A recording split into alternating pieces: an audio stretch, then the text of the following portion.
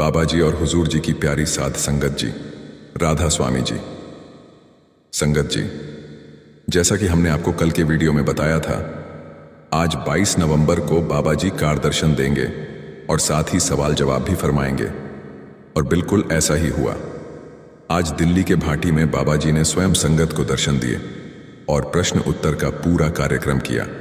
उसी समय पुराने पंडाल में हुजूर जी नामदान की प्रक्रिया में विराजमान थे। करीब 9:20 बजे बाबा जी मंच पर पधारे।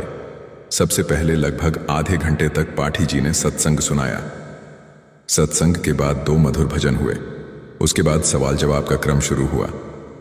आज के प्रश्नोत्तर में एक बहुत ही रोचक और अनोखा क्षण आया, जब बाबा जी ने एक बीवी को बड़ी प्रेम भरी और अनोखी सलाह दी। बेटा, सारा दिन सोती रहा करो, कर्म हल्के हो जाएंगे।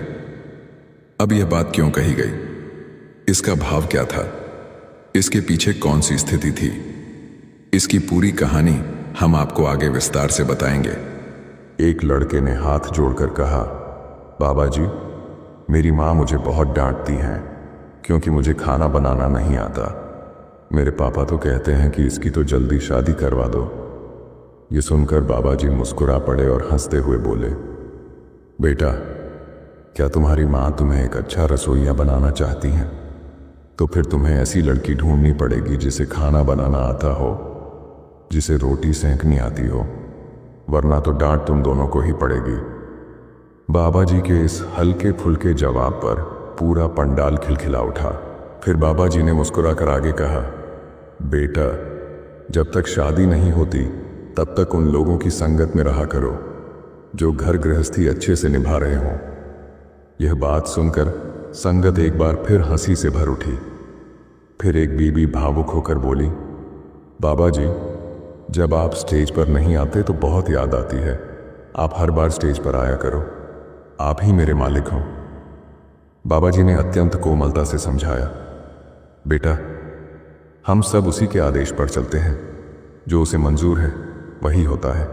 जुड़ना अंदर से है, बाहर से नहीं। उसके बहाने में रहना सीखो। और फिर नानक साहब की बाणी उद्धृत करते हुए बोले, ज्योतिष भावे नानका सही गल चंगी। बाबा जी ने कहा, मालिक जो भी कर रहा है हमें उसके फैसले को प्रेम से स्वीकार करना चाहिए, उसी में भलाई है। इसके बाद एक भाई ने पूछा, बाबा जी, मेरा मन बहुत चंचल है, इसे मैं कैसे काबू करूं? बाबा जी ने बड़ी शांति से उत्तर दिया, बेटा, यह मन कोई बाहर की चीज नहीं है। इसे खराब भी हम ही करते हैं और संभालना भी हमें ही पड़ता है। जितना इसे शांत रखने की कोशिश करोगे उतना यह धीरे धीरे तुम्हारे वश में आने लगेगा। बाबा जी ने कबीर साहिब की वाणी का हवाला देते हुए कहा, कबीरा, मन तो एक है, भावे जहां लगाए, भावे गुरु की भक्ति करे, भावे विष कमाए। फिर प्रेम से बोले, बेटा, मन को हमने ही भटकाया है, अब इसे सही राह पर लाना भी हमारा ही काम है। फिर एक बहन ने विनम्रता से पूछा, बाबा जी, हम मेहनत तो बहुत करते हैं, लेकिन मेहनत के बाद भी चीजें हाथ नहीं लगती, ऐसा क्यों होता है? बाबा जी ने बहुत कोमल स्वर में समझाया, बेटा, हमारी परेशानी यह है कि हम हर काम का नतीजा तुरंत चाहते हैं। यही जल्दी हमें दुखी करती है। मालिक ने जो कुछ हमारी किस्मत में लिखा है वह अपने तय समय पर ही मिलेगा, इसलिए जल्दबाजी नहीं करनी चाहिए, शांति से काम लेना चाहिए। फिर एक और बहन ने पूछा, बाबा जी, मेरा मन सत्संग में नहीं टिकता, सेवा में लगता है, लेकिन सत्संग में बैठते ही मन इधर उधर भटकने लगता है। सेवा करते हुए तो मन बड़ा स्थिर रहता है। बाबा जी मुस्कुराए और बोले, बेटा, मैंने पहले भी विनती की थी कि मन का स्वभाव ही चंचल है। यहाँ बैठकर ध्यान लगाना पड़ता है, स्थिर होना पड़ता है, इसीलिए मन भागता है। सेवा में तो हम चलते फिरते रहते हैं, लोगों से बात भी कर लेते हैं, इसलिए वहाँ मन को उतनी छूट नहीं मिलती। लेकिन याद रखना, दोनों का अपना अपना महत्व है। सेवा से मन झुकता है, अहंकार टूटता है और प्रेरणा मिलती है। सत्संग आत्मा का भोजन है जो हमें परमार्थ की दिशा दिखाता है, इसलिए दोनों को साथ लेकर संतुलन बनाना जरूरी है।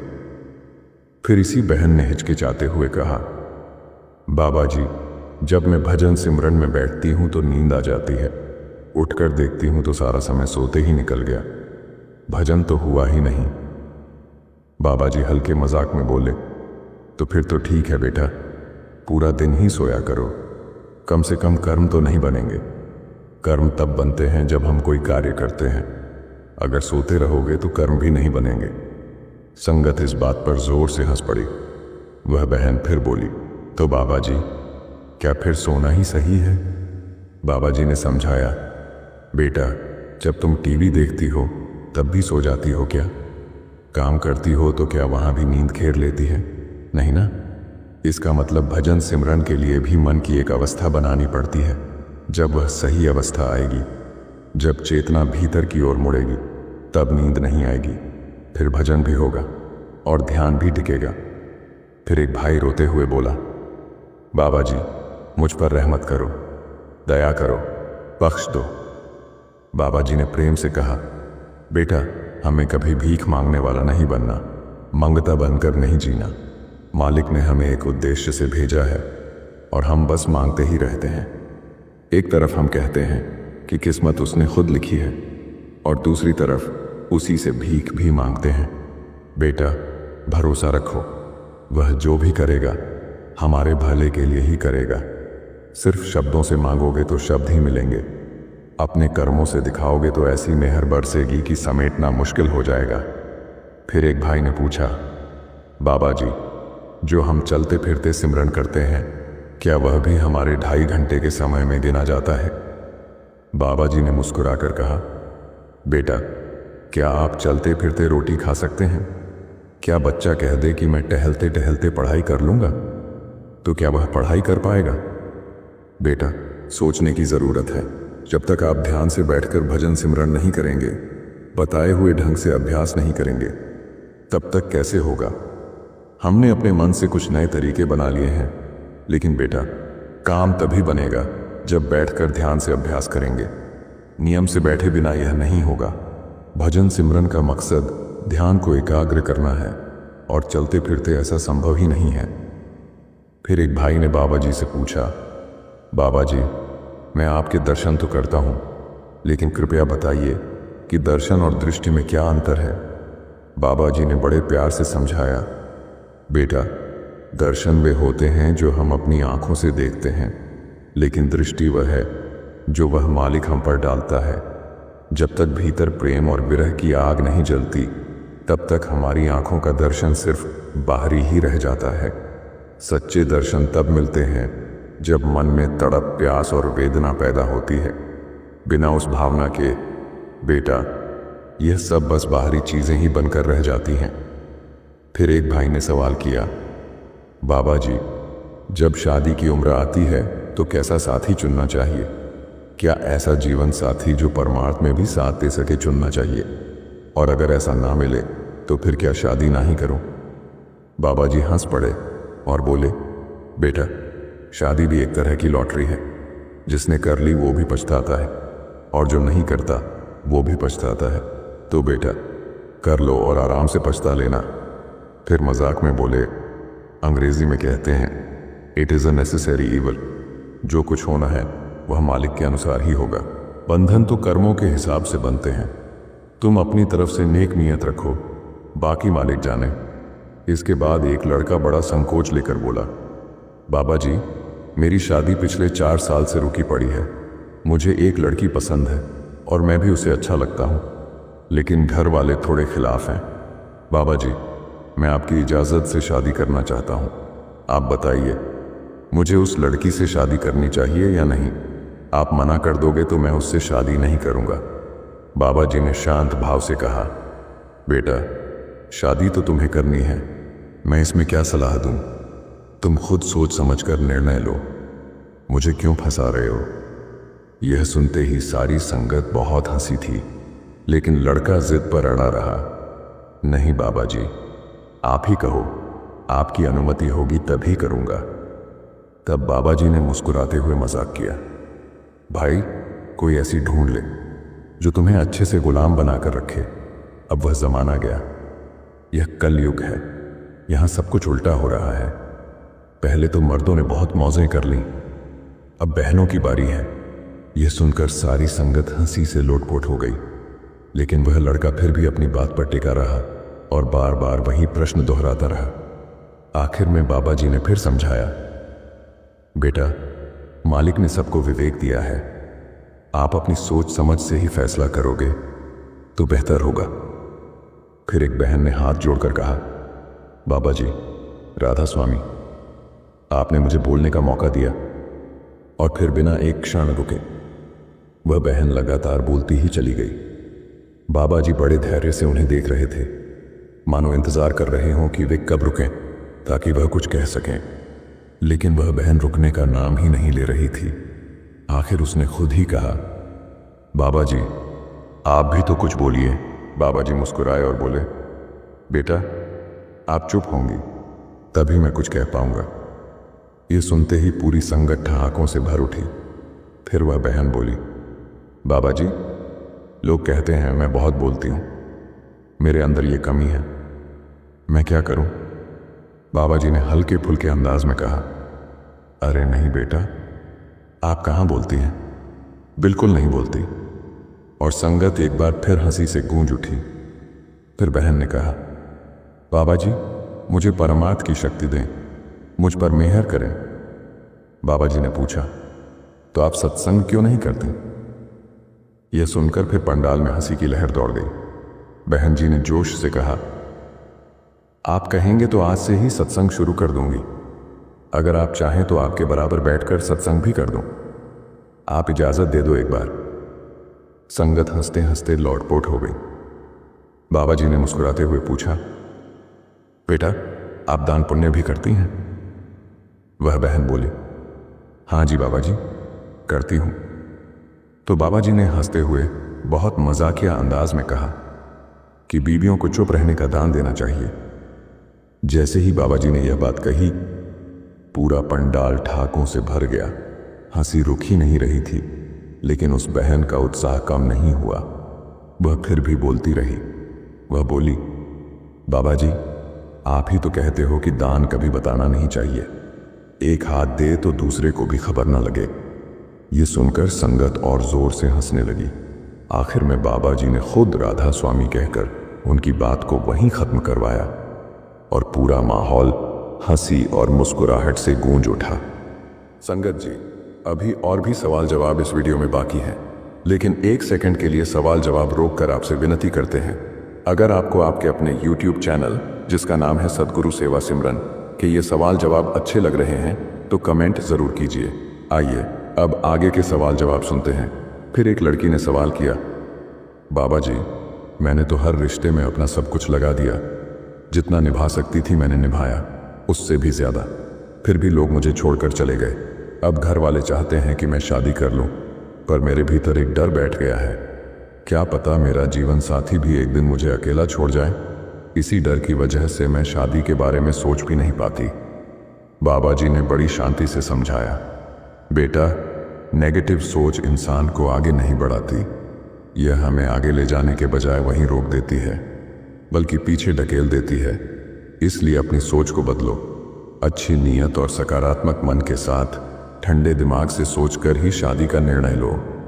फिर एक बहन ने बाबा जी से चिंता के बारे में पूछा, बाबा जी, इंसान अपने आप को डर और फिक्र से कैसे बचाए? मन को शांत कैसे रखे? मन को स्थिर कैसे करे? बाबा जी ने बेहद सरल ढंग से समझाया, बेटा, इंसान पैदा ही हुआ है भविष्य की चिंता करने के लिए। आज को जीने के बजाय वह हमेशा कल की सोच में उलझ जाता है और इसी चक्कर में अपना वर्तमान भी खराब कर बैठता है।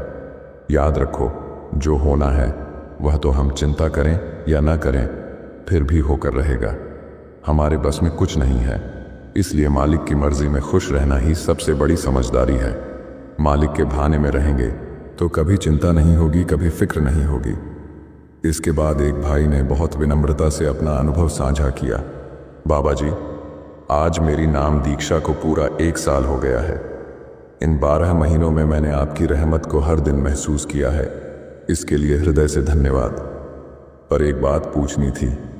परमार्थ की एक किताब में लिखा था कि निरंतर अभ्यास करने वाला एक दिन एक किले तक पहुंच जाता है और उसका शासक बन जाता है। इसका क्या संकेत है? बाबा जी ने मुस्कुराते हुए उत्तर दिया, बेटा, उस किले का नाम है मन। उस किले तक पहुंचना परमार्थ की यात्रा का एक अनोखा पड़ाव है। वहां जाकर साधक ऐसी अवस्था में पहुंचता है जहां अब मन उसे घसीटता नहीं है, बल्कि वह स्वयं अपने मन पर अधिकार पा लेता है। जो मन पहले हमें संसार की ओर खींचता था, वही मन अब हमारी आज्ञा मानने लगता है। यही वह क्षण है जब इंसान अपने भीतर के सच्चे शासक के रूप में जाग उठता है, जब वह मन का दास नहीं रहता, बल्कि मन उसका सेवक बन जाता है। इसके बाद एक और भाई ने थोड़ा झिझकते हुए पूछा, बाबा जी, क्या मेरी आवाज़ आप तक साफ पहुंच रही है? बाबा जी ने उसी सहजता से मुस्कुराकर कहा, हाँ बेटा, बिल्कुल साफ सुनाई दे रही है। बिना झिझक अपनी बात कहो। वह भाई कुछ भावुक सा हो गया और बोला, बाबा जी, पहले जब मैं भजन सिमरन करता था तो ऐसा लगता था जैसे आप मेरे पास ही मौजूद हों। आपकी उपस्थिति बिल्कुल महसूस होती थी, लेकिन अब वो एहसास नहीं आता, जैसे आप दूर हो गए हों। क्या मेरी भक्ति में कोई कमी रह गई है? बाबा जी ने बहुत प्यार भरे अंदाज में समझाया, बेटा, तुम चाहते हो कि हर बार भजन सिमरन में बैठते ही कोई अनुभव हो, दर्शन हो या कोई खास भावना जागे, लेकिन ऐसा होना हमारे बस में नहीं होता। हमारा काम सिर्फ मालिक का नाम लेना है, सच्चे मन से, लगन से। कब क्या दिखाना है, कब क्या एहसास देना है, यह ऊपर की मौज पर निर्भर है। अगर तुम हर बार यह सोचकर बैठोगे कि आज कुछ होगा, तो ध्यान वहीं अटक जाएगा, और जब मन केंद्रित ही नहीं होगा तो अनुभव कैसे मिलेगा? तुम्हारा काम बस बैठ जाना है, बाकी सब उसकी कृपा पर छोड़ देना है। फिर एक बुजुर्ग खड़े हुए और अपनी चिंता बयान की, बाबा जी, मेरी उम्र अब 80 वर्ष हो चुकी है। जीवन भर जो भी कर्म किए, उनका हिसाब अब तक पूरा नहीं हुआ लगता। समय भी कम बचा है। क्या इन कर्मों का बोझ मुझे फिर से वापस बुला लेगा? बाबा जी ने बहुत सरलता से उत्तर दिया, जब हम पिछले जन्म और अगले जन्म की चिंता में उलझ जाते हैं, तो जो वर्तमान जन्म मिला है उसे भी सही तरीके से नहीं जी पाते। यह सांस, ये पल, अभी जो तुम्हारे पास है, इसी में मालिक को याद करो। बाकी क्या होना है, कैसे होना है, ये सब मालिक की रजा पर छोड़ दो। वह जानता है किसे क्या देना है और कब देना है। हमारा कर्तव्य सिर्फ इतना है कि भजन सिमरन करते रहें, बाकी सब उसी के हवाले कर दो। फिर एक बहन ने अपनी पीड़ा साझा की, बाबा जी, मैं पिछले 12 साल से नियमित भजन सिमरन कर रही हूं, लेकिन अब तक न कोई रोशनी दिखाई दी, न कोई ध्वनि सुनाई दी। ऐसे में मुझे कैसे यकीन हो कि मेरे कर्म सच में कट रहे हैं? बाबा जी हल्के से मुस्कुराए और बोले, बेटा, अभी कुछ ही देर पहले तो मैंने विनती की थी कि हमें यह सोचने में नहीं पड़ना कि क्या महसूस होगा और क्या नहीं। जब तुम बैठ जाती हो, मालिक का नाम लेती हो, बस वही काफ़ी है। बाकी सब उसकी मर्जी पर छोड़ दो। मन को खाली करो और लगन से बैठो। नतीजों की चिंता छोड़ दोगी तो सब अपने समय पर मिलेगा। जब ऊपर से देना होगा, तब तुम्हारे मांगने या सोचने के बिना भी मिल जाएगा। तुम्हारे हाथ में सिर्फ प्रयास है, और वह प्रयास लगातार चलता रहना चाहिए। इसके बाद एक भाई ने कहा, बाबा जी, हमारी तो यही अरदास है कि आप हमें सेवा, सत्संग और सिमरन से हमेशा जोड़े रखें, हम पर अपनी रहमत बनाए रखें। बाबा जी ने मुस्कुराकर कहा, बेटा, सोच बहुत सुंदर है और सोच अच्छी होना ज़रूरी भी है, लेकिन जब तक हम उस सोच को व्यवहार में नहीं उतारते, सिर्फ मन में चाह रखना काफ़ी नहीं होता। केवल प्रार्थना करने से कुछ नहीं बदलता। जब तक सेवा और सिमरन को अपने जीवन का हिस्सा नहीं बनाओगे, परिवर्तन आएगा कैसे? उसी भाई ने अगला सवाल किया, लेकिन बाबा जी, ताकत तो आपको ही देनी पड़ेगी ना? बाबा जी ने बहुत विनम्रता से उत्तर दिया, बेटा, मैं कोई मालिक थोड़े ही हूं जो ताकत दूंगा। वो शक्ति, वो सामर्थ्य सब तुम्हारे भीतर ही है। मेहनत तुम्हें ही करनी है, अपनी ताकत की पहचान तुम्हें ही करनी है। जब तुम कदम बढ़ाओगे, सच्चे दिल से प्रयास करोगे, तभी रास्ते अपने आप खुलेंगे। यह सुनकर वह भाई और भावुक हो गया। बाबा जी, मुझे तो बस आपके चरणों में रहना है, बस वहीं सुख है। बाबा जी ने बहुत प्यार से समझाया, बेटा, मैंने कई बार कहा है कि मैं मालिक नहीं हूं। मालिक तो हमारे अंदर बैठा है। वो सबसे बड़ा है। इस राह में कोई बड़ा छोटा नहीं होता। हम सब उस मालिक के बच्चे हैं, सब उसकी नज़र में बराबर हैं। फिर एक बहन ने कहा, बाबा जी, मेरे घर के दूसरे लोग पूजा पाठ करते हैं और वो चाहते हैं कि मैं भी पूजा पाठ करूं और सत्संगों में न जाऊं, और मैं उन्हें समझाती हूं कि मालिक को पाना है तो सत्संग सुनने ही पड़ेंगे, नामदान लेना ही पड़ेगा। बाबा जी ने समझाया, बेटा, हमें दूसरों की सोच का सम्मान करना है, तभी दूसरे भी हमें समझेंगे। अगर हम कहेंगे कि हमारा ही रास्ता ठीक है, बाकी सबका रास्ता गलत है, तो फिर तो ये घमंड वाली बात हो गई ना। कोई भी रास्ता गलत नहीं है, सबके तरीके अलग अलग हैं, लेकिन सबका मकसद मालिक को ही पाना है। इसलिए खुद को सही और दूसरों को गलत कभी नहीं कहना। जहां मन को शांति मिले वहीं से जुड़ना चाहिए, किसी के ऊपर दबाव नहीं बनाना चाहिए। फिर एक भाई ने कहा, बाबा जी, मैं सेवा करता हूं। सेवा करते करते कभी कभी मेरा शरीर थक जाता है, लेकिन फिर भी सेवा करने का मन करता है, लेकिन मुझसे भजन सिमरन नहीं हो पाता। बाबा जी मुस्कुराए और कहने लगे, बेटा, बाहरी सेवा का मकसद है कि हम अंदर की सेवा यानी भजन सिमरन की सेवा कर पाएं। लेकिन अगर हम सिर्फ बाहरी सेवा को ही करते रहेंगे और अंदर की सेवा नहीं करेंगे तो आगे कैसे बढ़ेंगे? ये अच्छी बात है कि आपका मन बार बार बाहरी सेवा करने को करता है, लेकिन हमें हर बार मन की ही नहीं सुननी। कुछ काम अपनी खुद की भलाई के लिए भी करने हैं और इसके लिए हमें मन की जरा भी नहीं सुननी। चाहे थोड़ी देर बैठना शुरू करो और धीरे धीरे टाइम को बढ़ाओ, लेकिन बैठना जरूर है।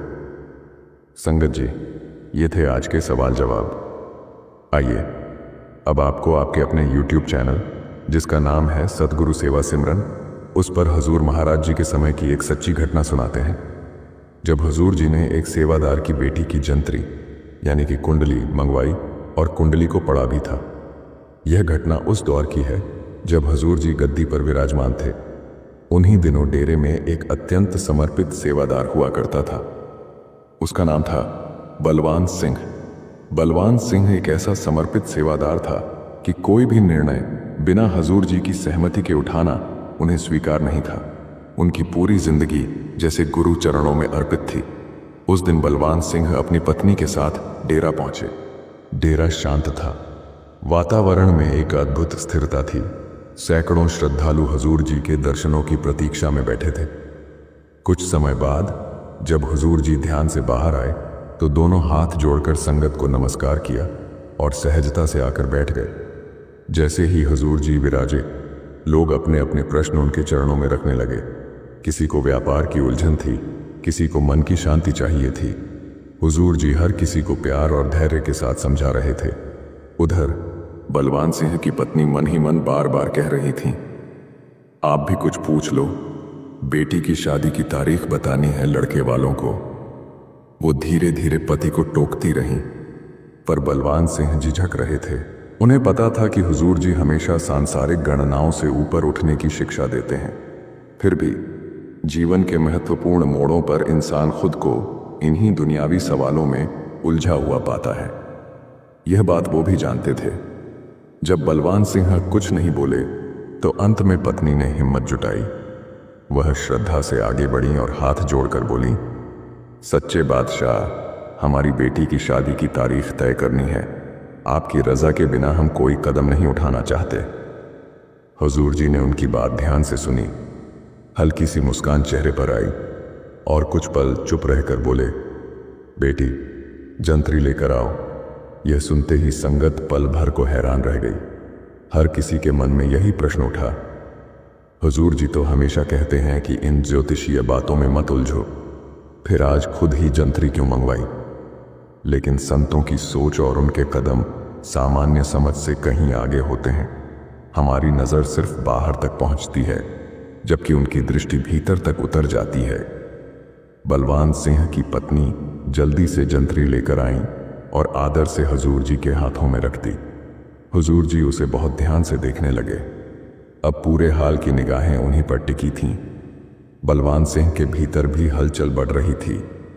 पता नहीं हुजूर जी क्या कहेंगे। तभी संगत में बैठे एक भाई से रहा नहीं गया। वह खड़ा हुआ और बोला, महाराज जी, आप तो हमेशा कहते हैं कि पंचांग और कुंडलियों में मत फंसो, फिर आज आप स्वयं जंत्री देख रहे हैं। हुजूर जी ने बड़ी शांति से उसकी ओर देखा और कोमल स्वर में कहा, मैं यह जंत्री इसलिए देख रहा हूं कि इसमें जिन तारीखों को अशुभ लिखा गया है उन्हीं में से किसी एक दिन को मैं तुम्हारी बेटी की शादी के लिए तय कर सकूं। ये सुनते ही पूरा हाल एकदम शांत हो गया। किसी ने भी ऐसा उत्तर सोच कर नहीं रखा था। सबके चेहरों पर आश्चर्य साफ दिखाई दे रहा था। हुजूर जी खुद ही अशुभ दिन क्यों चुन रहे हैं? उसी भाई ने फिर हिम्मत करके पूछा, हुजूर जी, यह बात हमारी समझ से बाहर है, जरा खुलकर समझा दीजिए। हुजूर जी ने स्नेह भरी मुस्कान के साथ समझाया, भाई, मैंने इस जंत्री में कितना भी खोजा पर मुझे एक भी दिन अशुभ नहीं मिला। तुम ही बताओ, जिस समय को परमात्मा ने बनाया है वह कैसे अशुभ हो सकता है? दिन, तारीख, घड़ी जिस मालिक की रचना है उसमें अशुभता कैसे आ सकती है? फिर हुजूर जी ने एक बहुत महत्वपूर्ण बात समझाई। हम कितनी बार कहते हैं कि बाहरी गणनाओं, पंचांग, नक्षत्र, मुहूर्त इनमें मत पड़ो, लेकिन फिर भी इंसान बार बार इन्हीं में फंस जाता है। जब कोई मुश्किल सामने आती है तो हम तुरंत समय को दोष दे देते हैं। कभी कहते हैं आज का दिन भारी था, कभी कहते हैं गलत घड़ी में काम शुरू कर दिया। लेकिन इतना सब कहते हुए भी हम अपने कर्मों की तरफ कभी नजर नहीं डालते। बुरा तो कोई समय नहीं होता, कर्म बुरे होते हैं, और जब वे कर्म फल बनकर सामने आते हैं तो हम समय को कोसने लगते हैं। हुजूर जी ने आगे कहा, अगर हर पल मालिक ने बनाया है तो बताओ, उसका रचा हुआ कोई भी क्षण अशुभ कैसे हो सकता है? क्या कोई पिता अपने ही बच्चे के लिए कभी बुरा समय बना सकता है? हुजूर जी की ये बातें सुनकर बलवान सिंह और उनकी पत्नी की आंखें भर आईं। दोनों को महसूस हुआ कि वो खुद ही भ्रमों में उलझे हुए थे। अकल तो हुजूर जी ने ही खोल दी।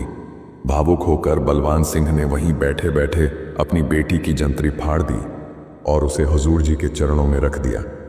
उनका मन जैसे एकदम हल्का हो गया। फिर हुजूर जी ने पूरी संगत को समझाया, संगत जी, हम बार बार यही समझाते हैं कि मालिक पर पूरा भरोसा रखो। मालिक अपने बच्चों के साथ कभी गलत नहीं करता। दुनिया में जो भी हमारे साथ होता है वह हमारे ही कर्मों का लेखा जोखा होता है, लेकिन हम अक्सर दोष घड़ी, तारीख, वार, नक्षत्र या हालात पर डाल देते हैं और यहीं से हमारी रूहानी कमजोरी शुरू हो जाती है। असल में सच यह है कि जो भी हमारे जीवन में घट रहा है वह हमारे अपने ही कर्मों का परिणाम है। समय को बुरा कहने से कुछ बदलता नहीं, बल्कि हमारा मन और उलझ जाता है। सही रास्ता यही है कि हम हर हाल में शुक्राना करें, मालिक की रजा में रहें और भरोसे के साथ आगे बढ़ें। अंत में हुजूर जी ने बहुत सुंदर बात कही, जिस समय को एक इंसान बुरा समझ लेता है वही समय किसी दूसरे इंसान के लिए नेमत बन जाता है। इसलिए दोष समय का नहीं, कर्मों का होता है। गुरु प्यारी साध संगत जी, सभी को प्यार भरी राधा स्वामी जी।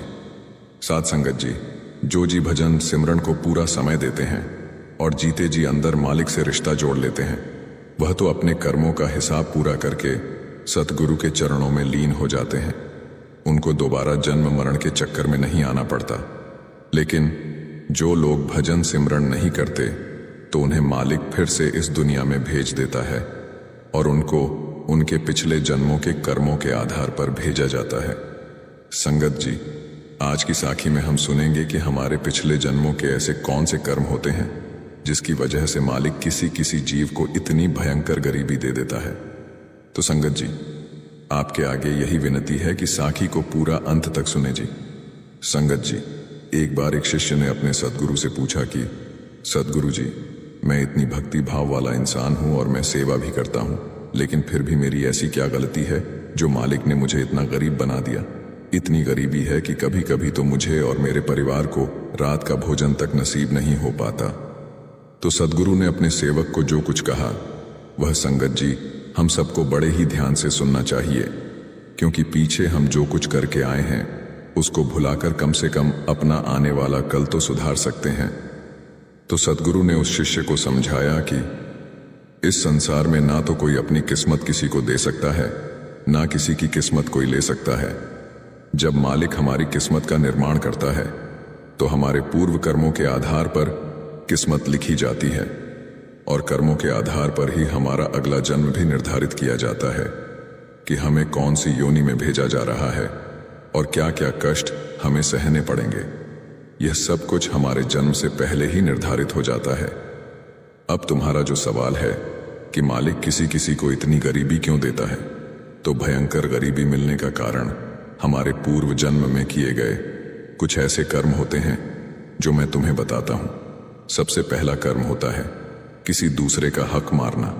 मतलब अगर तुम बेईमानी करके या धोखा देकर किसी दूसरे का हक मार लेते हो या फिर किसी दूसरे की धन संपत्ति पर बुरी नजर रखते हो, तो ऐसे कर्म अगले जन्म में गरीबी का मुख्य कारण बनते हैं। इसीलिए अपनी खुद की हक की कमाई पर ध्यान देना चाहिए, किसी दूसरे की धन संपत्ति पर नजर नहीं रखनी चाहिए। इसके बाद दूसरा मुख्य कारण होता है भोजन करने से पहले अपने इष्ट कुल मालिक का शुक्र न करना। ऐसा करना चोरी समान माना गया है। जो लोग भोजन करने से पहले मालिक का शुक्र नहीं करते तो वह भी इस श्रेणी में आते हैं। वैसे तो मालिक का शुक्र हर वक्त करना चाहिए, लेकिन भोजन शुरू करने से पहले मालिक का शुक्र करके ही भोजन करना चाहिए। जो लोग ऐसा नहीं करते तो अगले जन्म में मालिक उन्हें भोजन से वंचित रख देता है और उन्हें कई बार भूखे ही सोना पड़ता है।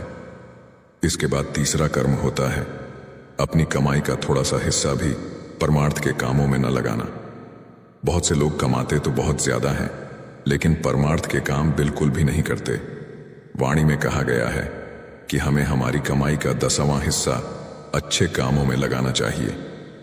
लाचारों की मदद करना, लंगर में योगदान देना और जहां भी आपकी आस्था जुड़ी है वहां कुछ दान कर देना, यह सब परमार्थ के काम होते हैं। जो लोग अपनी पूरी की पूरी कमाई अपने ऐशो आराम पर ही खर्च कर देते हैं तो उन्हें आगे चलकर भयंकर गरीबी भोगनी पड़ती है। ऐसा जरूरी नहीं कि 10वां हिस्सा ही लगाया जाए, लेकिन जितना भी हमसे हो सके उतना ही कम से कम परमार्थ में जरूर लगा देना चाहिए। इसके बाद का कर्म है घर में स्त्री और बच्चों को बेवजह डांटना और मारना। जो इंसान अपने परिवार के सदस्यों के साथ बुरा बर्ताव करता है, बेवजह लड़ाई झगड़े करता है, बीवी और बच्चों को मारता पीटता है, तो ऐसे इंसान को आगे चलकर गरीबी के दिन देखने ही पड़ते हैं। कभी कभी हमें अपने बच्चों को अच्छी शिक्षा देने के लिए थोड़ा बहुत हाथ उठाना पड़ता है और थोड़े बहुत लड़ाई झगड़े हर घर में होते ही रहते हैं। लेकिन अगर हम बिना किसी कारण के हर समय घर के सदस्यों को मारते पीटते हैं तो हमें इसका भयंकर अंजाम उठाना पड़ता है। इसके बाद का कर्म है बेजुबान जानवर को अपनी जीभ के स्वाद के लिए मारकर खाना। यह पाप सबसे बड़े पाप की श्रेणी में आता है। ऐसा करने वाले इंसान को आगे चलकर गरीबी के साथ साथ और भी बहुत कुछ भोगना पड़ता है। गरीबी तो मालिक ऐसे इंसान को जरूर देता ही है, लेकिन साथ में ऐसी ऐसी बीमारियां भी दे देता है जिससे वह आदमी जब तक जीवित रहता है तब तक तड़पता रहता है, क्योंकि ऐसे इंसान के पास अपनी बीमारी का इलाज करवाने तक के पैसे नहीं होते और उसको अपने शरीर की बीमारियों को स्वीकार करके ही जीवन बिताना पड़ता है। इसलिए यह कर्म तो भूल कर भी नहीं होना चाहिए। हर जीव को मालिक ने ही बनाया है और मालिक के बनाए जीवों को अगर हम कष्ट पहुंचाएंगे तो मालिक उसकी हमें बहुत बड़ी सजा देता है। इसीलिए जीव जंतुओं से भी उतना ही प्रेम करो जितना अपने बच्चों से करते हो। यह सब सुनकर वह शिष्य कहने लगा कि हे मेरे सच्चे पातशाह, पिछले जन्म में मेरे जो भी कर्म रहे होंगे, लेकिन अब इस जन्म में मैं ऐसा क्या करूं जिससे कम से कम तकलीफ में मेरे पिछले बुरे कर्मों का हिसाब पूरा हो जाए। तो सतगुरु ने समझाया कि जब हम मालिक की बंदगी करते हैं, उसका भजन सिमरन करते हैं, नाम की कमाई करते हैं, तो मालिक धीरे धीरे हमारे पिछले कर्मों का हिसाब पूरा करवाने लगते हैं। क्योंकि ना तो मालिक हमारे चढ़ावे से खुश होते हैं और ना हमारे किसी नदी में नहा लेने से। मालिक को कोई फर्क नहीं पड़ता है। जो मालिक इस पूरी दुनिया को देता है वह भला हमारे चढ़ावे से क्यों खुश होगा। अक्सर लोग नंगे पैर चलकर और घंटों लाइन में लगकर प्रभु की मूरत पर मिठाई का भोग इत्यादि लगाकर ये सोच बैठते हैं कि ऐसा करने से हमारे कर्म कट जाएंगे, या फिर लोग नदियों में नहाने को मोक्ष समझ बैठते हैं। तो यह सब हमारी गलती है। मालिक हम सब के अंदर विराजमान है और 24 घंटे शब्द धुन हमारे अंदर बज रही है।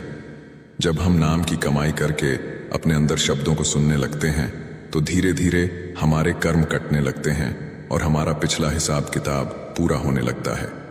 भजन सिमरन करने वाले जीव के मालिक सूली को सूल में बदल देते हैं।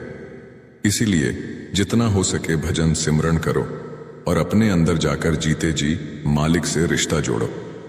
तो संगत जी, पीछे हम क्या कुछ कराए हैं ये तो हमें अब याद नहीं, लेकिन हम भजन सिमरन करके अपने पिछले कर्मों का हिसाब तो पूरा कर ही सकते हैं, क्योंकि जब तक हमारा यहां से हिसाब पूरा नहीं हो जाता तब तक हमें बार बार जन्म मरण के चक्कर में आना पड़ेगा। इसलिए हमें गुरु के हुक्म के अनुसार भजन सिमरन जरूर करना चाहिए।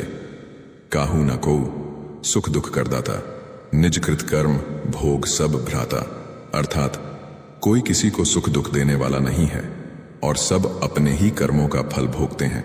लेकिन प्रश्न यह उठता है कि हमारे शरीर को एक ना एक दिन मिट जाना है। ऐसे में हमारे कर्मों का फल कौन भोगेगा, क्योंकि भोगने के लिए शरीर का होना भी जरूरी है। लेकिन जब यह शरीर ही नहीं बचेगा तो कर्मों की सजा किसे और कैसे मिलेगी? इस प्रश्न का उत्तर जानने से पहले आपको एक तथ्य बताते हैं जो शायद बहुत कम ही लोग जानते हैं। इंसान के पास एक नहीं बल्कि 3 शरीर होते हैं। दरअसल आत्मा एक नहीं बल्कि 3 शरीरों से ढकी हुई रहती है। पहला बाहरी शरीर है जिसे हम भौतिक या स्थूल शरीर कहते हैं। दूसरा आवरण होता है सूक्ष्म शरीर और सबसे अंदर का आवरण कारण शरीर होता है स्थूल शरीर। स्थूल शरीर एक तरह का नश्वर शरीर है जो एक जीव जन्म के समय धारण करता है, जो 5 तत्वों से बना होता है। इसे आप आत्मा का अस्थायी निवास भी कह सकते हैं, जो मृत्यु के साथ ही नष्ट हो जाता है।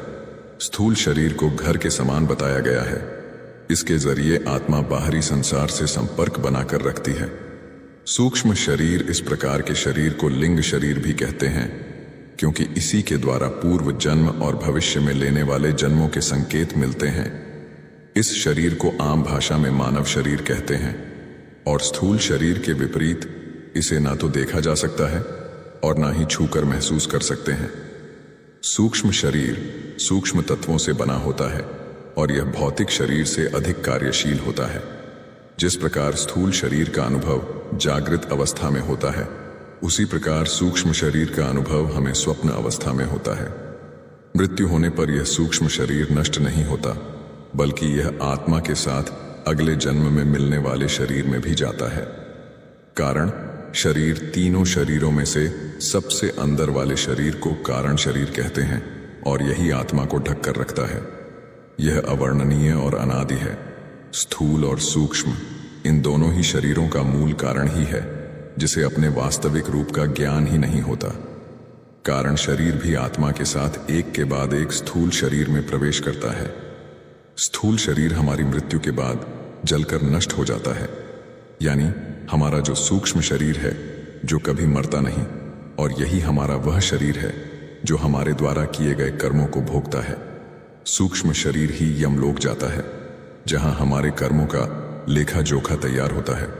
इसके अलावा हमें कर्मों के आधार पर कई तरह की सजाएं भोगना पड़ती हैं।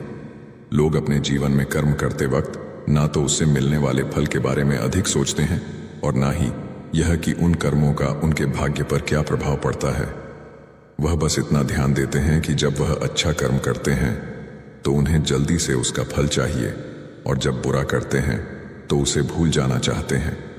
लेकिन शास्त्रों में जिस तरह कर्म का हमारे जीवन पर प्रभाव की व्याख्या की गई है, प्रत्येक व्यक्ति को उसे पर जरूर विचार करना चाहिए।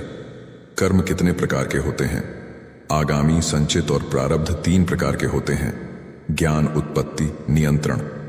ज्ञानी देह कृतम पुण्य पाप रूपम कर्म या तदागामी विधीयते। ज्ञान की उत्पत्ति के पश्चात ज्ञानी के शरीर के द्वारा जो पाप पुण्य रूप कर्म होते हैं वे आगामी कर्म के नाम से जाने जाते हैं। अनंत कोटि जन्मना बीज भूतम सत्यत कर्म जातम पूर्वार्धतम तिष्ठति तत् संचित ज्ञान अनंत। कोटि जन्म में पूर्व में अर्जित किए हुए कर्म जो बीज रूप से स्थित हैं, उसे संचित कर्म जान एवं शरीर उत्पाद्य इहलोक एवं सुख दुखादि। प्रथम यत् कर्म तत् प्रारब्ध भोगे नष्ट भवति। प्रारब्ध कर्मणा भोग देव अक्षय इति। जो इस शरीर को उत्पन्न करके इस लोक में सुख दुख आदि देने वाले कर्म हैं, जिसका भोग करने से ही नष्ट होते हैं, उन्हें प्रारब्ध कर्म जान। ज्ञानोदय का अर्थ होता है हम की विदाई। मैं की विदाई के बाद जो भी कर्म होते हैं उन्हें कहा जाता है आगामी कर्म। आगामी कर्मों का कर्म फल कुछ होता नहीं, क्योंकि कर्म फल भुगतने के लिए मौजूद कोई होता नहीं। कर्म फल कौन भोगता? वह मैं ही चला गया, तो अब फल भोगेगा कौन? समझ में आ रही है बात? जो है ही नहीं उसको ना तो पुरस्कार मिल सकता है ना सजा मिल सकती है। कुछ किया था तुमने, जब तक पुलिस तुम्हें पकड़ने आई तुम मर चुके थे। कौन सा फल मिलेगा तुम्हें? तो ज्ञानी का ऐसे ही है, उसे कोई फल नहीं मिलता, क्योंकि अब वह है ही नहीं। ना पाप उसके लिए कोई मायने रखता है, ना पुण्य उसके लिए कोई मायने रखता। मकान खाली, ना उपहार ग्रहण करने के लिए कोई है, ना सजा भोगने के लिए कोई है। यह आगामी कर्म है। प्रारब्ध कर्म क्या है कि पैदा हुए हो तो भोगने पड़ेंगे। जब तक ज्ञानोदय नहीं हुआ है, जब तक तुम अपने आप को देह मान रहे हो, तब तक तुम समस्या के वशीभूत भी रहोगे। देह संबंधित सुख दुख लगे ही रहेंगे। यह समस्या कर्म है। इनका नाश इनसे गुजर कर ही होता है। इनका क्षय इनके भोग द्वारा ही संभव है। ज्ञानी को यह भी नहीं सताते। ज्ञानी को क्यों नहीं सताते? क्योंकि ज्ञानी तो है ही नहीं, समस्या कर्म भी। हमने कहा ज्ञानोदय से पहले ही सताते हैं। संचित कर्म क्या है? शंकराचार्य कहते हैं अनंत कोटि जन्म में पूर्व में अर्जित किए हुए कर्म जो बीज रूप से स्थित हैं, उन्हें संचित कर्म कहते हैं। वह तमाम तरह के संस्कार जो देह में ही अवस्थित हैं, जिनका इस जन्म से कोई संबंध भी नहीं, जो तुम्हारी एक एक कोशिका में बैठे हुए हैं, जिन्होंने तुम्हें यह रूप ही दिया है, वह संचित कर्म है। यह देह भी मान लो कि कर्म फल ही है। यूं ही नहीं आ गई। यह दो आंखें ऐसे ही नहीं हैं, यह नाक ऐसे ही नहीं है। यह सब कर्म कर्म फल कारण कार्य की एक लंबी प्रक्रिया का फल है। ये हुए संचित कर्म। यहां भी स्पष्ट है कि संचित कर्म भी तुम्हारे लिए अर्थवान तभी तक हैं जब तक तुम में देह भाव है। देह भाव से मुक्ति ली नहीं कि तुम संचित कर्म से भी मुक्त हो जाते हो। आपका पुनर्जन्म, अगला जन्म, आत्मा का कष्ट, जन्म की योनि, सब कुछ जुड़ा है आपके कर्मों से। शास्त्रों के अनुसार कर्म करने के 4 माध्यम होते हैं, लेकिन कर्म मुख्य 3 प्रकार के होते हैं। संचित कर्म किसी भी आत्मा के द्वारा हर जन्मों में किए गए कर्मों का एक रिकॉर्ड है। यह सच है कि आप अपने संचित कर्म को नहीं बदल सकते। कुछ भी करते वक्त अपने कर्मों पर अवश्य विचार कीजिए। संचित का अर्थ है जमा किया हुआ अथवा इकट्ठा किया हुआ, यानी यह एक आत्मा के उन कर्मों का एक बही खाता है जो उसने अब तक इकट्ठा किए हैं। एक आत्मा कई बार जन्म लेती है और कई सदियों से जन्म लेती आ रही है। हर जन्म में उसने कुछ अच्छे और कुछ बुरे कर्म किए होंगे। वे सारे कर्म इकट्ठा होकर संचित कर्म कहलाते हैं। यानी कि संचित कर्म किसी भी आत्मा के द्वारा हर जन्मों में किए गए कर्मों का एक रिकॉर्ड है। अपने इन कर्मों के बारे में किसी भी मनुष्य को जानकारी नहीं। वह केवल वर्तमान के जन्म के कर्म के प्रति सजग रह सकता है। लेकिन भगवान इन कर्मों को जानते हैं और वह उसके अनुसार आपको फल भी देते हैं। प्रारब्ध कर्म, प्रारब्ध यानी भाग्य, और प्रारब्ध कर्म यानी कर्म के आधार पर मिला भाग्य। किसी भी मनुष्य का जो संचित कर्म है वह किसी स्टोर रूम में पड़ा धूल नहीं फांक रहा होता, या कोई भी मनुष्य उससे पीछा नहीं छुड़ा सकता, बल्कि उसी में से थोड़ा सा कर्म निकालकर उसके आधार पर आपके अगले जन्म का भाग्य भी तय होता है। और यह भी आपको अब इस जन्म में क्या क्या भोगना है।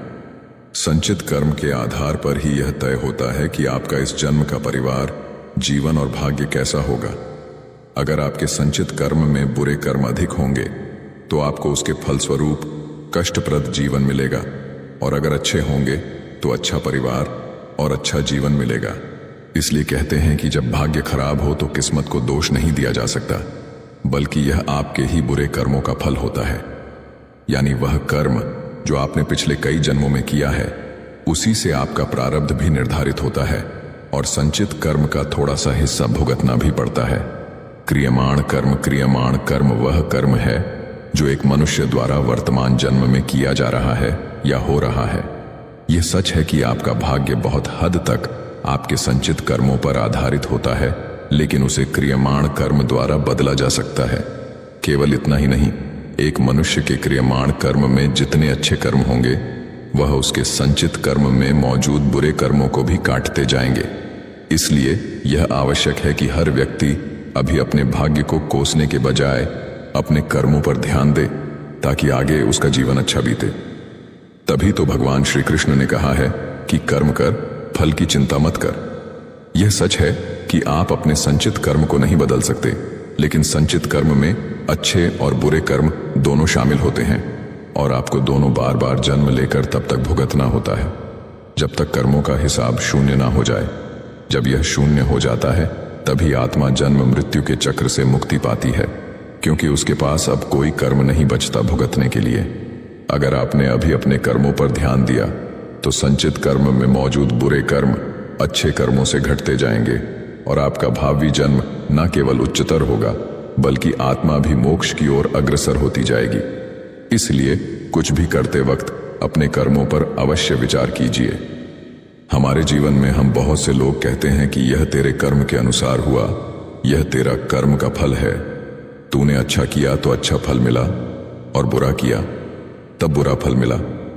रंगमंच के सांसारिक मोह माया में क्या कर्म का फल सच है? ऐसा उचित है? तब हम आज के सांसारिक दृष्टिकोण से देखते हैं कि आज कोई न कोई किसी न किसी को कहीं न कहीं छल या फरेब कर रहा है। जीवन के सब कर्म ही तो हैं। सच तो हम सब इंसान हैं, क्योंकि हम सभी कहीं न कहीं अपने कर्म अच्छे या बुरे नहीं समझ पाते हैं। क्योंकि जीवन एक नदिया की तरह है, जिसमें समय एक पानी है और हमारा दिनचर्या एक कर्म है। इस कहानी में कर्म सभी इंसानों का अपना अपना अलग अलग कर्म होता है, और इस कर्म के अनुसार हम मनुष्य जीवन में फल भोगते हैं। सांसारिक जीवन में कर्म फल ही हमारा आईना होता है, और हम सब अपने कर्मों के अनुसार धन संपदा, सुख दुख, खुशियां, शारीरिक परेशानियां और जीवन में तरह तरह की कठिनाइयां और सुख को भोगते हुए अपने जीवन के अंत समय में पहुंचते हैं। और उसे अंत समय में हमारे कर्म फल का आईना हमें समझ आता है, क्योंकि मानव बचपन से जवानी तक तो मस्ती में मस्त रहता है। जवानी से अधेड़ उम्र तक अपने कर्मों में लिप्त रहता है, और समझदार होते हुए भी नासमझी या समझ से काम लेता है। परंतु फिर भी जवानी से अधेड़ावस्था की उम्र तक कुछ कुछ सोच समझकर कुछ मजबूरी में भी गलतियां कर जाता है। परंतु हमारा कर्म फल निश्चित है, क्योंकि विधि का विधान और जीवन का फल धरती, आकाश, जलवायु और अग्नि पर निश्चित होता है। क्योंकि हमारा शरीर पंच तत्व से बना हुआ है, जिससे हमारा संपर्क सदा और हमेशा ईश्वर की बनाई हुई मूर्ति मतलब हम इंसान से रहता है। और मनुष्य जो भी पल पल क्षण भर में कर्म करता है, वह सभी लेखा जोखा ईश्वर की डायरी यानी पंच तत्वों में घूमता रहता है। और जब हमारे अच्छे कर्म या बुरे कर्म का फल समाप्त होता है या खाता बंद होता है, तब उस खाते के अनुसार हमारे कर्मों हम सभी को निश्चित रूप में भोगना पड़ता है। यह एक कड़वा सच है कि हर मनुष्य का कर्म ही एक आईना होता है, जिससे हमारे जीवन की राह में खुशियां और दुख की घड़ियां हमको समझाती हैं कि हम ऐसा कोई कर्म ना करें जिससे हमें दुख की राह देखना पड़े। जीवन में सभी सांसारिक मोह माया में बंधे हुए हैं, और जीवन में सभी जानते हैं कि सभी को जीवन में अकेले आना और अकेले जाना पड़ता है। यानी कि मृत्यु में और जन्म में सभी को अकेले ही यात्रा करनी पड़ती है। हम जीवन में आकर्षण और सांसारिक आनंद में लिप्त कर्मों में यह भूल जाते हैं कि यह शरीर और यह आत्मा हमारी अपनी नहीं है, और यह है शरीर कुछ भी नहीं है। सब कुछ मन, भाव और अंतरात्मा के कर्मों का भाव है। जीवन में कर्म ही एक जीवन का सच है, क्योंकि हमारे जीवन की राह और जीवन में सुख दुख हमारे कर्म फल का आईना है। सच तो आज कलयुग में कुछ भी नहीं है, क्योंकि हम अगर अपने ग्रंथों, अपने वेदों को उठाकर देखें, तब हम सच को पहचान सकते हैं। हर युग में हर प्राणी ने अपने कर्मों की फलों को भोगना पड़ता है। द्वापर, सतयुग, त्रेता और कलयुग, हम सभी युगों में अपने कर्मों के फलों को भोगते आए हैं, और कलयुग में हम तीनों युगों की गाथाएं पढ़ते हैं, जिसमें भगवान की लीलाएं और भगवान के वनवास के साथ साथ महाभारत आदि में दिखाया गया है। भाइयों भाइयों में युद्ध, यह सब प्रभु की लीला और कर्मों का फल है। और हम सभी भी कर्मों के फल को देखते हुए जीवन को पूर्ण करते हैं। यही जीवन का अंत या सुखद अंत या जीवन का पूर्ण विराम कहे, बस कहानी कर्म ही जीवन का आईना है। यह कर्म फल ही हमारा सबका आईना होता है। कर्म प्रधान विश्व कर रखा, जो जस कर ही तस ही फल चाखा। इसके अनुसार पूरा विश्व कर्म के सिद्धांत के अनुसार चलता है, जिसमें जीव के हर कर्म का फल उसे भोगना ही पड़ता है, चाहे करोड़ों वर्ष क्यों ना बीत जाए। इस सिद्धांत का पालन करते हुए भगवान श्री राम वनवास गए तथा उन्हें बंदरों की सहायता लेनी पड़ी, क्योंकि उन्होंने एक बार नारद जी को बंदर का रूप देखकर उन्हें विवाह से रोका था, जिसके परिणाम स्वरूप नारद ने उन्हें श्राप दिया कि बंदर ही तुम्हारी सहायता करेंगे। इससे यह सिद्ध हो जाता है कि कर्म फल हर प्राणी को भोगना ही पड़ता है। कर्म फल 3 प्रकार के होते हैं। पहले के अनुसार मनुष्य पूर्व जन्म के कर्म फलों के अनुसार अपना अगला जन्म पाता है। यदि पूर्व जन्म में इसकी वृद्धि और कर्म पशु जैसे थे तो उसे पशु योनि मिलती है। इसी के अनुसार उसके कर्मों के आधार पर उसे मनुष्य योनि में परिवार तथा मां बाप इत्यादि मिलते हैं। इसको प्रारब्ध भी कहा जाता है।